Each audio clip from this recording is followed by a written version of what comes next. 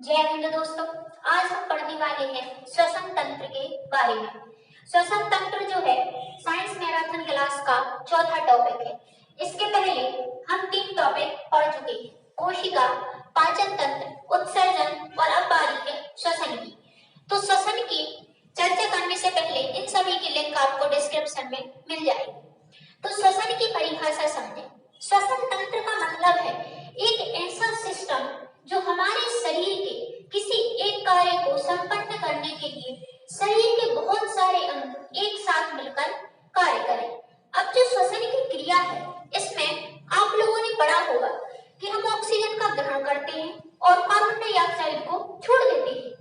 तो यह केवल इतने से में कंप्लीट नहीं होता। श्वसन का मतलब होता है कि इसके द्वारा हमारे शरीर में ऊर्जा का निर्माण होना। वह क्रिया जिसके अंतर्गत हम ऊर्जा का निर्माण करें तो वह श्वसन के द्वारा संपन्न होती है। अब ऊर्जा का निर्माण कैसे होता है? दोस्तों, आपको पता होगा कि आपने पाचन में पढ़ा है, पाचन तंत्र में, कि हम जो भी भोजन ग्रहण करें अंत में उसको हम ग्लूकोज के रूप में परिवर्तित कर लेते हैं, जो आपका ग्लूकोज बना। अब ग्लूकोज हमें डायरेक्ट एनर्जी नहीं देता, ग्लूकोज हमें ऊर्जा या एनर्जी तब देगा जब उसे ऑक्सीजन मिले।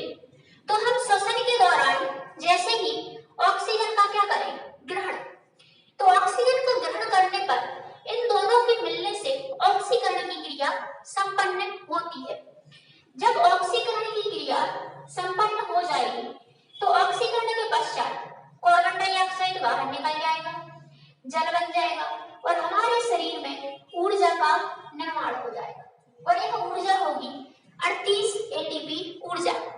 अब ऊर्जा को हम एटीपी में नापते हैं, जैसे दूरी को किलोमीटर, तो ऊर्जा को एटीपी में। एटीपी का पूरा नाम है एड्रेनो ट्राइफॉस्फेट, एडिनोसिन ट्राइफॉस्फेट।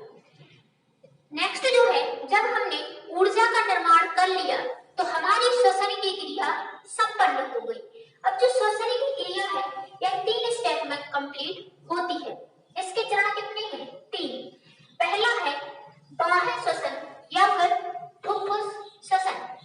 फुफ्फुस का मतलब होता है हमारे फेफड़े या फिर लंग्स।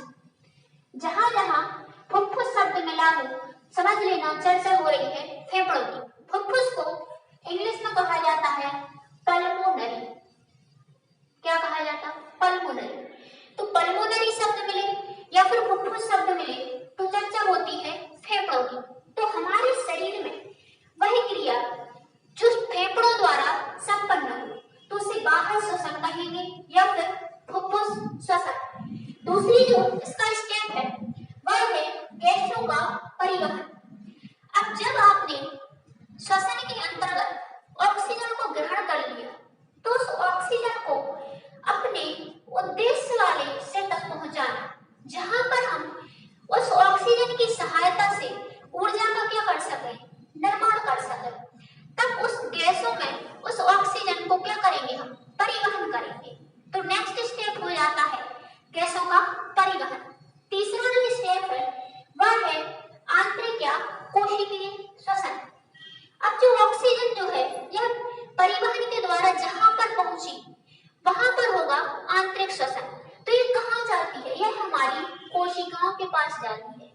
आपको पता होगा कि हमारे जीवन की कार्यात्मक और संरचनात्मक इकाई होती है कोशिका या फिर सेल, जो टॉपिक भी हम पढ़ा चुके हैं।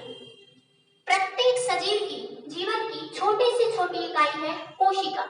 तो कोशिका के अंदर यह ऊर्जा के निर्माण का कार्य संपन्न होता है और जहां ऑक्सीजन के मिलने पर हमने ऊर्जा बनाई है तो कोशिकाओं में जो श्वसन होगा तो कोशिकीय श्वसन कहलाएगा या फिर कहेंगे आंतरिक श्वसन। अब हम इनको बारी बारी से देखते हैं। पहला जो स्टेप है कि बाह्य श्वसन की शुरुआत कहां से होती? बाह्य श्वसन जब प्रारंभ होगा तो वह होगा नाक से या फिर मुंह से। और श्वसन में मुख्य जो भूमिका है वायु के प्रवेश करने की तो वो होती है हमारी नाक, या फिर नाक को कहा जाता है नासा गुहा। नासा गुहा इंग्लिश में कहेंगे नजल कैविटी। क्या कहेंगे? Nasal cavity.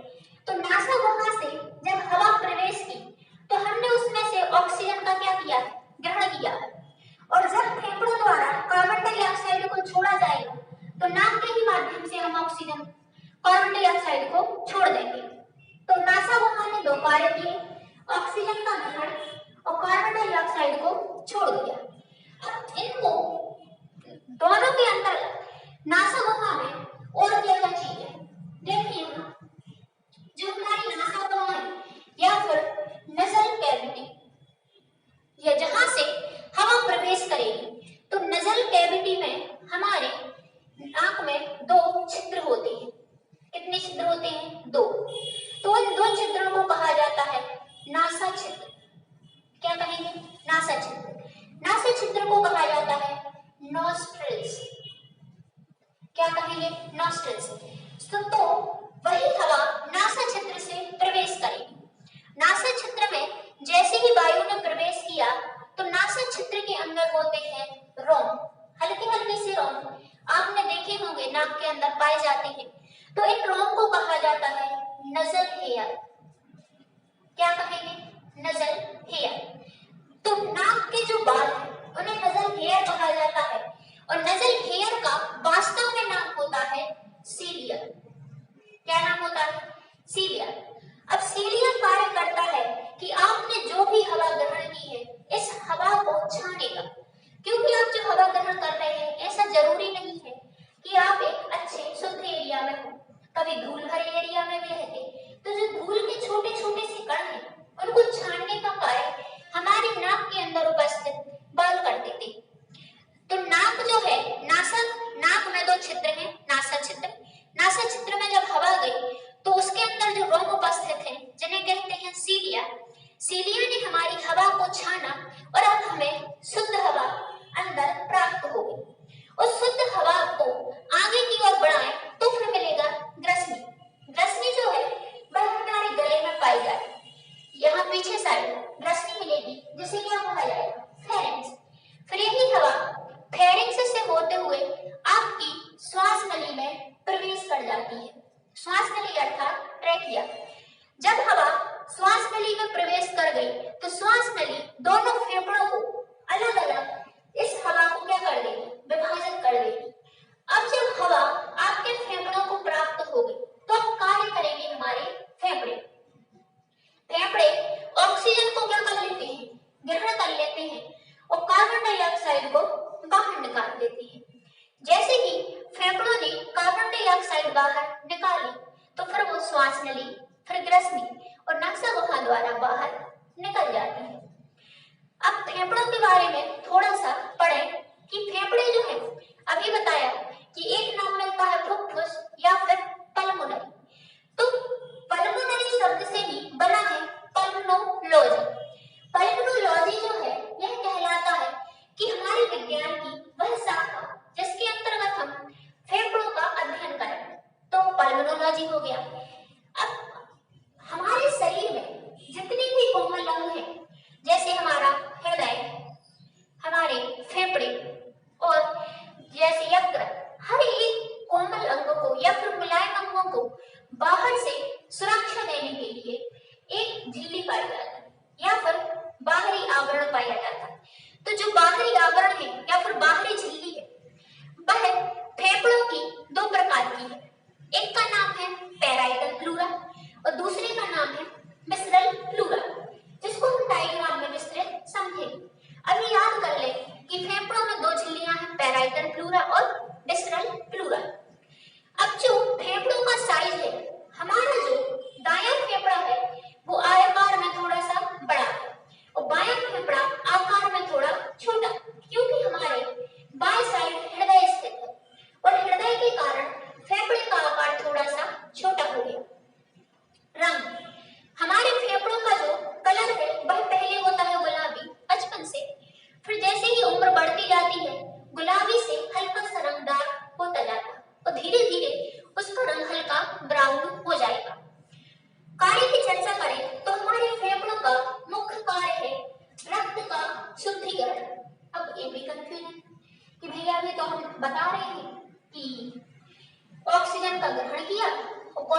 डाइऑक्साइड को छोड़ दिया। लेकिन अभी कार्य क्या पड़ रहे हैं? रक्त का शुद्धिकरण। तो रक्त के शुद्धिकरण का मतलब यही है कि आपके शरीर में जो रक्त है वह दो प्रकार का पाया जाता है, एक होता है शुद्ध और एक होता है अशुद्ध। अब शुद्ध रक्त की चर्चा करें तो शुद्ध रक्त का मतलब है ऑक्सीजन युक्त। अगर आपके शरीर में रक्त में ऑक्सीजन उपस्थित है तो रक्त कैसा है? शुद्ध। और अगर आपके उसी रक्त में कार्बन डाइऑक्साइड CO2 उपस्थित है तो रक्त कैसा हो गया? अशुद्ध। इतनी सी तो कहानी है।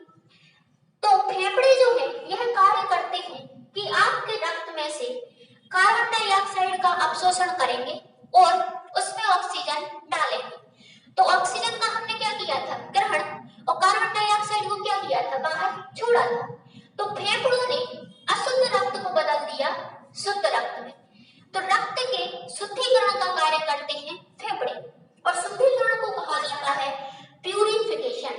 अब इसके पहले के टॉपिक में आपने पढ़ा था रक्त को छानना। क्या पढ़ा था? रक्त को छानना।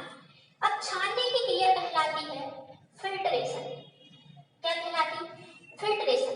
तो दोस्तों फिल्ट्रेशन अलग है और प्यूरिफिकेशन अलग है। फिल्ट्रेशन का कार्य करती है हमारी किडनी। क्या करेगी? किडनी या फिर वृक्क, जो आपको उत्सर्जन तंत्र में पढ़ने को मिलेगा, जिसकी लिंक डिस्क्रिप्शन में दी गई है। तो शुद्धिकरण का कार्य करते हैं फेफड़े और छानने का कार्य करती है किडनी। नेक्स्ट जो है हमारे फेफड़ों की इकाई। इकाई का अर्थ है कोशिका या फिर सेल। फेफड़ों की कार्यात्मक और संरचनात्मक इकाई है कूपिका या फिर एल्वियोलाई। इसका एक अन्य नाम मिलता है वायु कोष्ठ। क्या मिलेगा? वायु कोष्ठ। तो चाहे वायु कोष्ठ हो, कूपिका हो या फिर एल्वियोलाई, तीनों नामों का आशय है कि आपके फेफड़ों की क्या पूछ रहे हैं? वो कोशिका।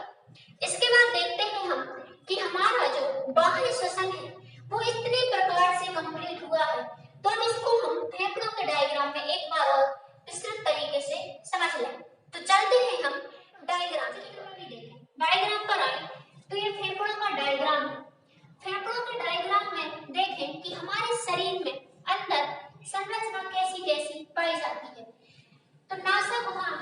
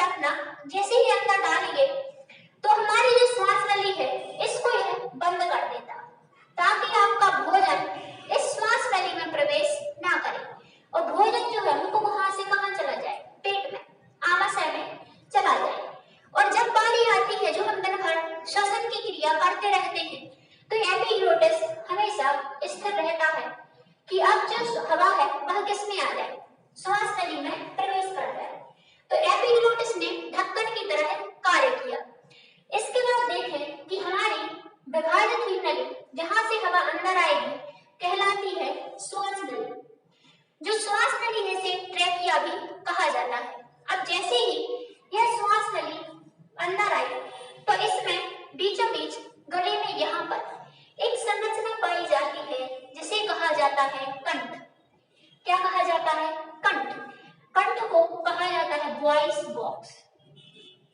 वॉइस बॉक्स मतलब जहां से हमारी आवाज का निर्माण होता है। जो कुछ भी मैं अभी बोल रही हूँ और आप सुन रहे हैं, जहां से आवाज निकलती है उसे कहा जाता है कंठ, कंठ द्वार या फिर वॉइस बॉक्स। तो कंठ जो है हमारी श्वास नली या फिर ट्रेकिया में स्थित होता है। तो ये कंठ हो गया। अब श्वास नली जैसे ही आगे बढ़े तो श्वास नली को आप गौर से देखें तो इसके अंदर कुछ ऐसी गोल गोल सी संरचनाएं पाई जाती हैं जो लगभग सी आकार में होती है। सी आकार में, तो इन्हें कहा जाता है हाइलीन। क्या कहा जाता है? हाइलीन। और यह उपास्थि से बने छोटे छोटे से रिंग होते वलय।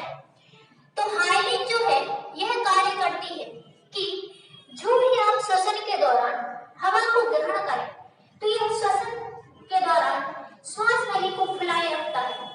जैसे आपकी जो श्वास नली है उसका आकार इतना है, तो अगर इसके अंदर हाइलीन उपस्थित है और अच्छे से कार्य कर रहे हैं तो हमेशा श्वास नली का आकार बड़ा रखेंगे ताकि श्वसन के दौरान आपको किसी भी प्रकार की परेशानी ना हो और हवा डायरेक्ट आपके फेफड़ों तक पहुंच जाए। तो हाइलीन हमारी श्वास नली को पिचकने से रोकती है। नेक्स्ट, जब श्वास नली आगे बढ़े तो यह दो भागों में विभाजित हो जाती है क्योंकि हमारे फेफड़ों की संख्या में कितनी है? 2। तो हमारे जब दोनों फेफड़ों को बराबर बराबर ऑक्सीजन देनी है तो दो भागों में श्वास नली विभाजित हो गई। तो श्वास नली का प्राथमिक विभाजन कहलाता है श्वसनिया। तो श्वसनियों की संख्या है 2, एक ही है और दूसरी ए है। तो श्वसनियों की संख्या कितनी है? 2। श्वास नली क्या कहलाता है? ट्रेकिया। श्वसनियां कहलाएंगी ब्रोंकाई। क्या कहलाएंगी? ब्रोंकाई। तो श्वसनियों की संख्या 2 है और जो दोनों श्वसनियां हैं इनसे लगे हुए होते हैं हमारे 2 फेफड़े। तो ये हमारे फेफड़ों का आकार है। जब दोनों फेफड़ों के पास हम जाएं तो इस तरफ पूरी संरचना बनाई है, तो यहाँ भी वैसे ही होगी। तो प्रत्येक श्वसनिया बहुत सारी श्वसनियों में विभाजित हो जाती है। अब एक श्वसनी थी, क्या थी? एक से क्या हो गई? 2 हो गई श्वसनिया। अब यह बहुत सारी शाखाएं दिख रही हैं, बहुत सारी शाखाओं में बट गई, तो इसे कहते हैं श्वसनिकाएं। क्या कहेंगे? श्वसनिकाएं। ये ब्रोंकाई थी, ये हो गई ब्रोंक्यूलस। क्या हो गई? ब्रोंक्यूलस। जब बहुत सारी शाखाओं में यह बट गई तो अब जो हवा अंदर जाएगी वह जाएगी कूपिका के पास।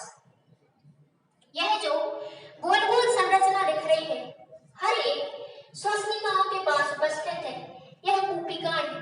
यही हमारे फेफड़ों की कार्यात्मक और संरचनात्मक इकाई है।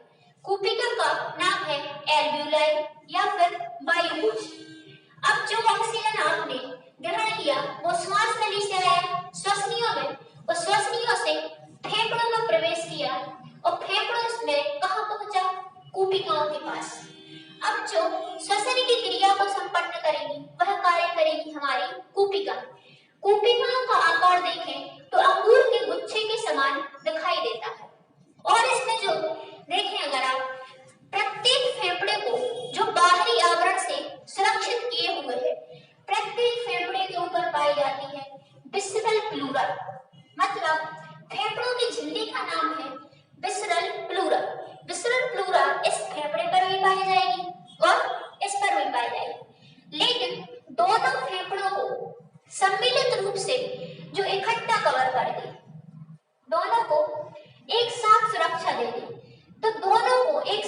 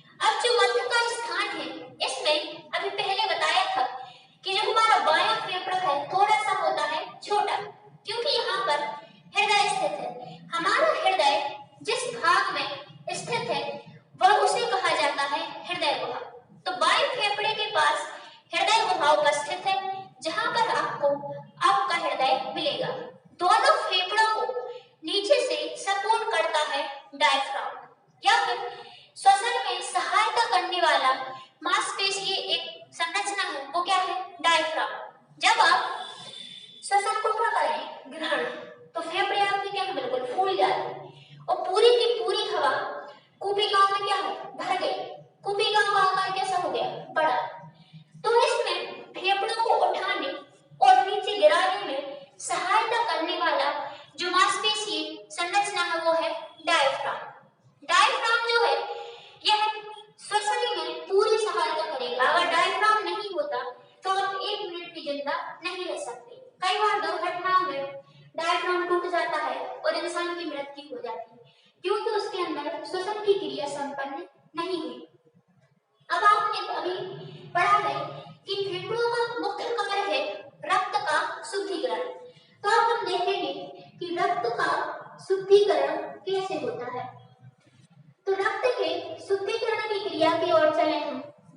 तो रक्त के शुद्धिकरण का मतलब है अशुद्ध रक्त को शुद्ध बनाना। पहले चर्चा हुई थी कि अशुद्ध रक्त मतलब इसमें क्या होगा, कार्बन डाइऑक्साइड, और शुद्ध रक्त का मतलब है इसमें होगा ऑक्सीजन। क्या होगा, ऑक्सीजन।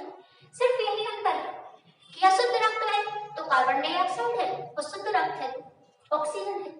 अब हम देखें कि रक्त को अशुद्ध से शुद्ध हम कैसे बनाएं, और फेफड़ों ने ऐसा क्या कार्य किया कि रक्त को शुद्ध बना दिया। तो यही तो कहानी है। अब रक्त के शुद्धिकरण में मुख्य कार्य करती है हमारी कूपिकाएं या फिर एल्वियोलाई। तो हम चलें एल्वियोलाई की संरचना पर। यह जो है गोलाकार का, यह आपका एल्वियोलाई है या फिर क्या है, कूपिका। जैसे ही आपने ऑक्सीजन ली और प्रत्येक कूपिका फूल गई गुब्बारे के आकार की, और उसके अंदर बहुत सारा ऑक्सीजन भर गया। हर जगह क्या है, ऑक्सीजन ही ऑक्सीजन है। अब जब इसके पास इतना सारा ऑक्सीजन है तो यह क्या करती है कि इसके चारों तरफ एक संरचना पाई जाती है जिसे कहते हैं रक्त केशिका।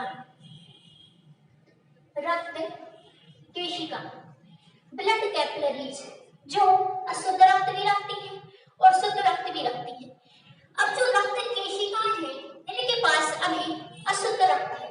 कौन, अशुद्ध रक्त। अब इनके पास अशुद्ध रक्त कहां से आए, तो चलते हैं हम अपने हृदय की ओर। हृदय जो है हमारे फेफड़ों को अशुद्ध रक्त देता है कि भैया जब आपका कार्य है रक्त के शुद्धिकरण का तो हमसे अशुद्ध रक्त ले लो और इस रक्त को क्या बना दो, शुद्ध बना दो, और रक्त को शुद्ध करके हमें दे दो ताकि हम शुद्ध रक्त को शरीर के सभी अंगों को बांट सकें। तो हमारा जो हृदय है, हृदय को हम देखें तो हृदय में नीचे वाले भाग से जुड़ी रहती है हमारी फुफ्फुस धमनी। धमनियों का कार्य होता है हृदय से किसी भी अंग तक रक्त को ले जाना। जब धमनी हृदय से अंगों तक रक्त लाएगी तो हृदय से हमारे फेफड़ों, कहाँ आई, फेफड़ों की कूपिकाओं में रक्त लेके आई धमनी। लेकिन कौन सी धमनी, फुफ्फुस धमनी। फुफ्फुस का मतलब है हमारे फेफड़े। तो फेफड़ों से जुड़ी हुई धमनी फुफ्फुस धमनी या फिर पल्मोनरी आर्टरी। फुफ्फुस धमनी जब रक्त को लेके आएगी तो कैसा लाएगी, अशुद्ध, क्योंकि उसे कैसा बनाना है, शुद्ध। शुद्ध कौन बनाएगी, फेफड़े। तो जब अशुद्ध रक्त फुफ्फुस धमनी लेके आई तो इसने अशुद्ध रक्त डाला हमारे फेफड़ों में। फेफड़ों में पहुंचा कूपिकाओं के पास। अब कूपिकाओं तो पहले से खुश हैं और बहुत सारा ऑक्सीजन लेके बैठी हैं। अब इस अशुद्ध रक्त को वह दे देती है रक्त केशिकाओं को।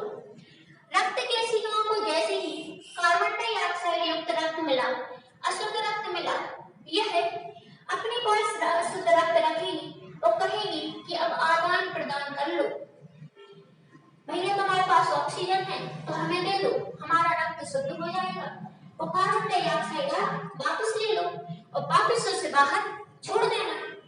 तो इसमें जो कार्बन डाइऑक्साइड है वो जाएगा कूपिकाओं के पास और ऑक्सीजन जाएगा रक्त के पास, और रक्त का होगा शुद्धिकरण।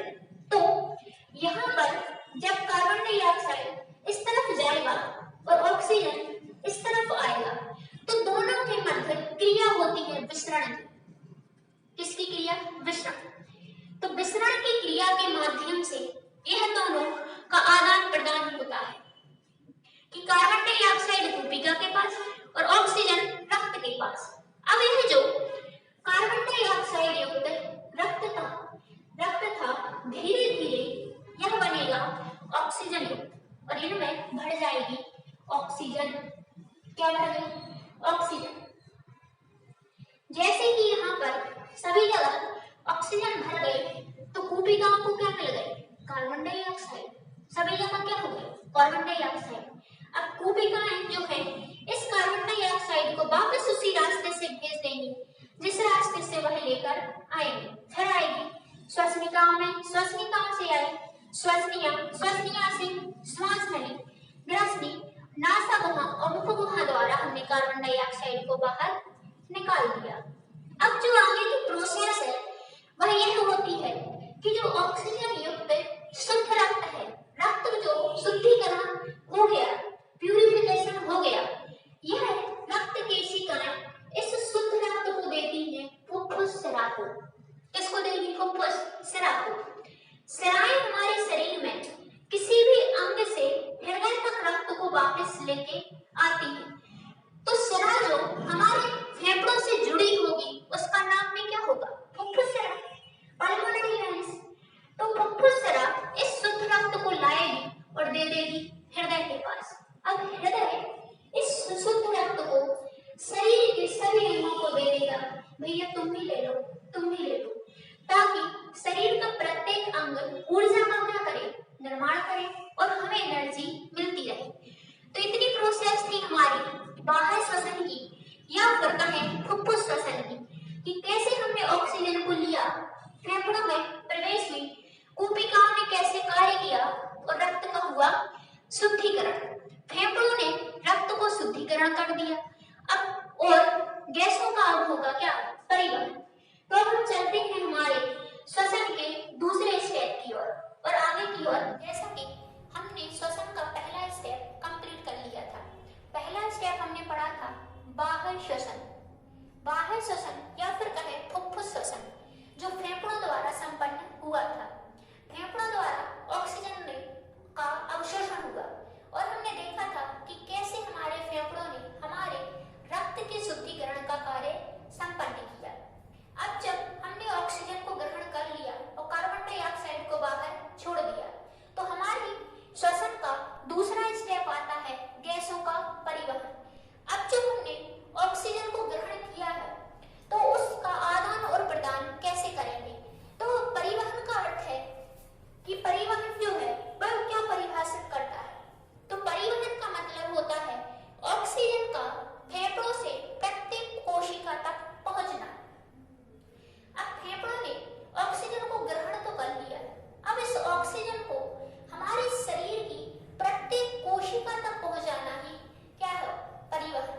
अब जब हम शरीर के प्रत्येक अंग की प्रत्येक कोशिका को हम ऑक्सीजन देंगे तो बदले में उनसे हम क्या ले लेंगे? Carbon dioxide. तो कार्बन डाइऑक्साइड का उन्हीं कोशिकाओं से फेफड़ों तक वापस आना, इन दोनों क्रियाओं को सम्मिलित किया जाता है परिवहन में। तो परिवहन के अंतर्गत ऑक्सीजन प्रत्येक कोशिका तक जाएगी और प्रत्येक कोशिका से कार्बन डाइऑक्साइड बाहर फेफड़ों तक आएगी। अब जो इनका कार्य है परिवहन का कि कौन वह व्यक्ति है जो फेफड़ों तक ऑक्सीजन ले जाए और कार्बन डाइऑक्साइड वापस लेके आए, तो इसमें मुख्य भूमिका रहती है हमारे रक्त की या फिर हमारा रुधिर कह लें हम, या फिर कह दें हम अपना रक्त परिसंचरण तंत्र। तीन ऑप्शन में से आपको जो अच्छा लगे आप याद कर लें।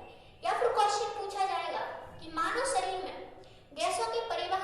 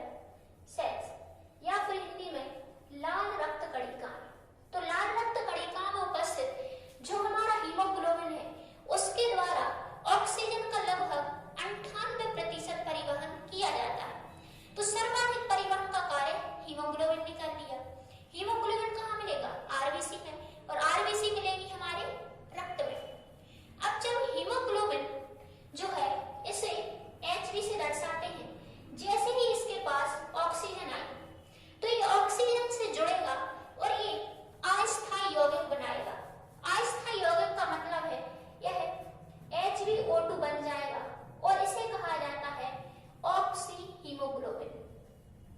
Oxy haemoglobin. जैसे ही इसे ऑक्सीजन मिला और इसने ऑक्सी हीमोग्लोबिन बनाया तो यह ऑक्सी हीमोग्लोबिन हमारे रक्त में दौड़ता रहेगा और हमारे शरीर के प्रत्येक अंग की प्रत्येक कोशिका तक ऑक्सीजन को लेकर जाएगा। जैसे ही यह अपने निश्चित स्थान पर जाएगा तो कोशिकाओं में यह हीमोग्लोबिन अलग हो जाएगा और ऑक्सीजन अलग हो जाएगा और टूटकर अलग अलग होंगे और कोशिकाओं को ऑक्सीजन प्रदान कर देगा। बचा हमारा हीमोग्लोबिन जो रक्त में पुनः मिल जाएगा। अब यह कहानी हो गई हमारी हीमोग्लोबिन द्वारा ऑक्सीजन के परिवहन की। अब बाकी बचा 2% ऑक्सीजन का परिवहन होता है प्लाज्मा द्वारा। हमारे रक्त का जो तरल वाला भाग है या फिर कहें द्रव वाला भाग तो वो होता है क्या? प्लाज्मा।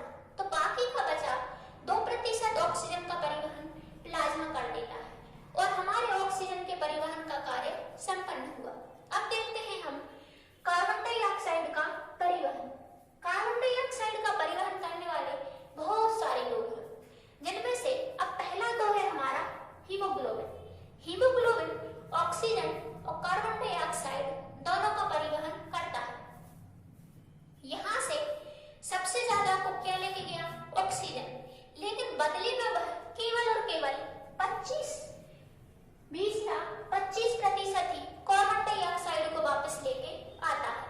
अब बाकी का लगभग 7% कार्बन डाइऑक्साइड कौन लाएगा? प्लाज्मा।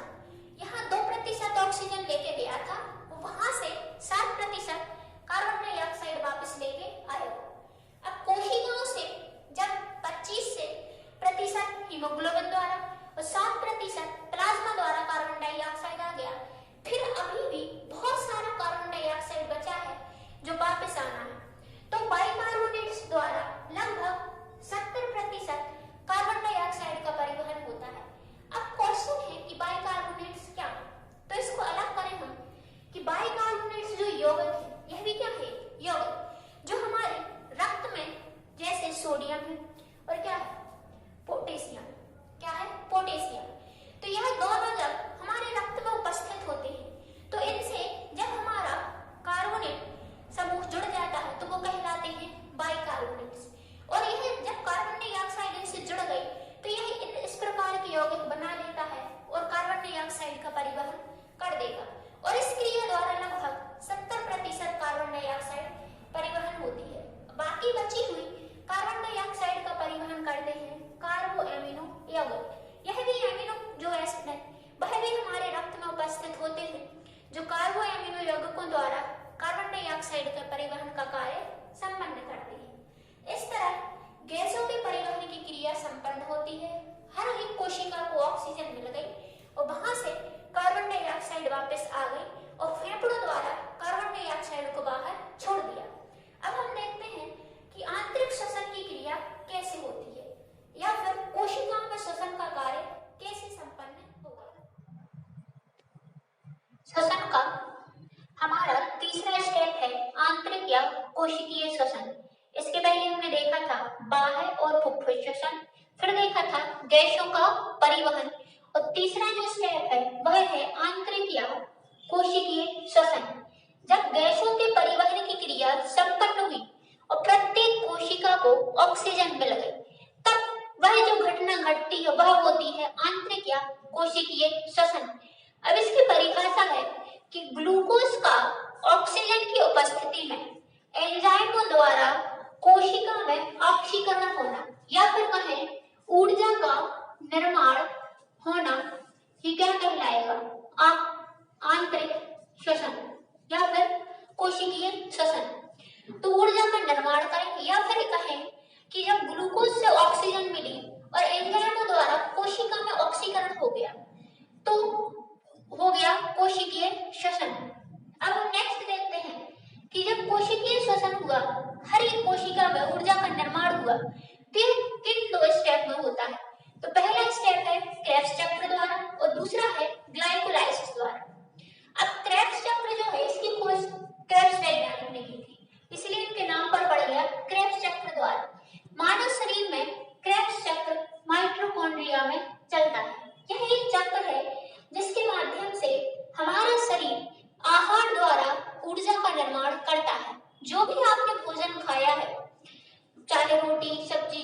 चावल, कुछ भी खा लो, हर एक चीज अंत में जाके ग्लूकोज में परिवर्तित हो जाती है। एक ग्लूकोज का फॉर्मूला है। जैसे ही हर एक चीज ग्लूकोज बन गई, लेकिन इस ग्लूकोज से हमें ऊर्जा भी तो चाहिए ताकि हम कार्य कर सकें। तो यह ऊर्जा का निर्माण तभी करेगा जब हम श्वसन के दौरान ऑक्सीजन का क्या करें, ग्रहण। और हर एक कोशिका के पास जब ग्लूकोज उपस्थित है तब वह इंतजार करता है कि उसे ऑक्सीजन मिले।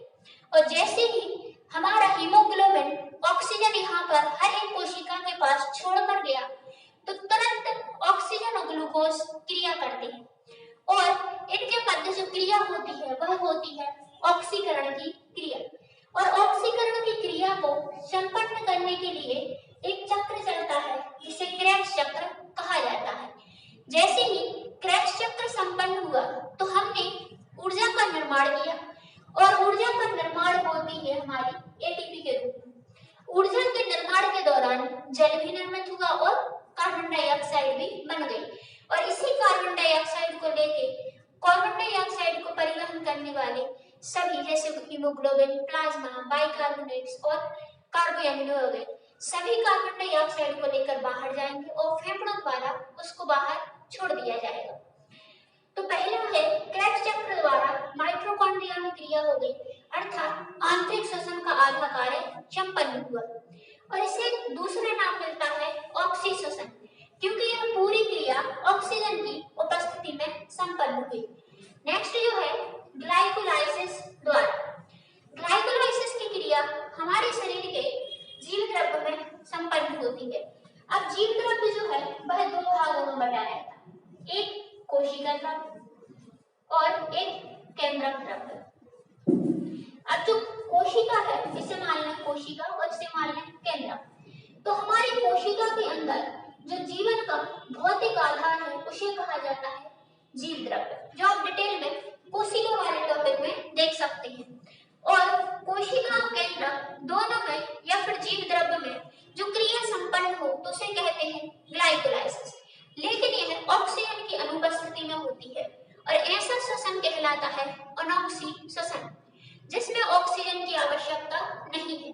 अब बिना ऑक्सीजन के ही इनमें क्रिया संपन्न होती है, पाए हुए कम्ल बनते हैं जिसमें से हमें 4 एटीपी की ऊर्जा मिलती है और 2 एटीपी हमारे खर्च हो जाते हैं, तो हमें 2 एटीपी का क्या हो जाता, फायदा हो जाता। तो 2 एटीपी और 36 एटीपी, इस तरह हमारे शरीर में कुल 38 एटीपी ऊर्जा का निर्माण हो जाता है। और हम हर एक कोशिका में, हर एक माइटोकॉन्ड्रिया में 38 एटीपी ऊर्जा का क्या करेंगे, निर्माण करेंगे। ये तो कहानी हुई हमारे आंतरिक श्वसन की या कोशिकीय श्वसन की। यहीं पर आके हमारा श्वसन तंत्र का कार्य संपन्न होता है कि हमने ऑक्सीजन ली, कार्बन डाइऑक्साइड छोड़ी, लेकिन ऑक्सीजन ली तो उसका परिवहन हुआ प्रत्येक कोशिका तक।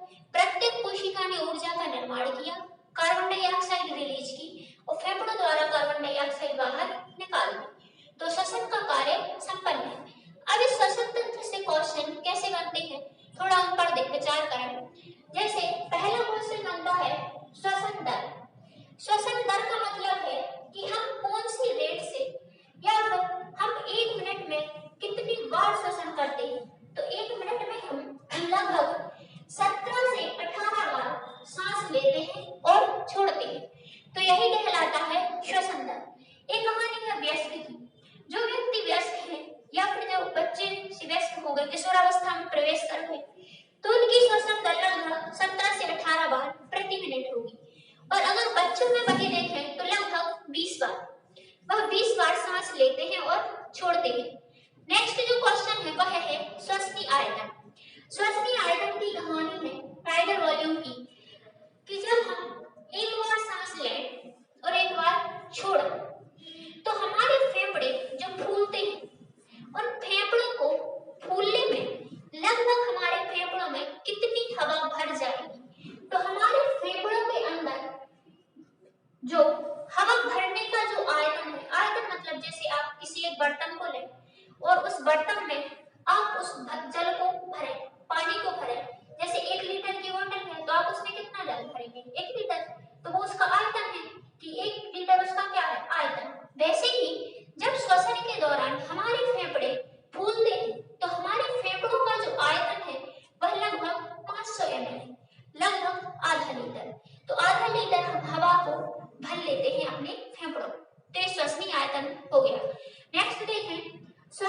क्रिया का नियंत्रण। आपको पता होगा कि हमारे शरीर की जितनी भी क्रियाएं हैं उनको नियंत्रित हमारा मस्तिष्क करता है। तो श्वसन की क्रिया का नियंत्रण पूछे या फिर पूछे कि श्वसन का केंद्र क्या है, तो श्वसन का केंद्र है मेडुला ऑब्लंगाटा। मेडुला ऑब्लंगाटा हमारे मस्तिष्क का वह भाग है जो श्वसन की क्रिया को नियंत्रित करता है। और अगर मेडुला ऑब्लंगाटा ना मिले तो पोन्स डेरुलाई, यह दोनों मिलकर श्वसन की क्रिया पर नियंत्रण का कार्य करते हैं। इस तरह हमारे श्वसन तंत्र का टॉपिक कंप्लीट होता है। अब हम नेक्स्ट टॉपिक देखेंगे साइंस की मैराथन क्लास का। वीडियो अच्छा लगा हो तो लाइक करें और चैनल को सब्सक्राइब करें।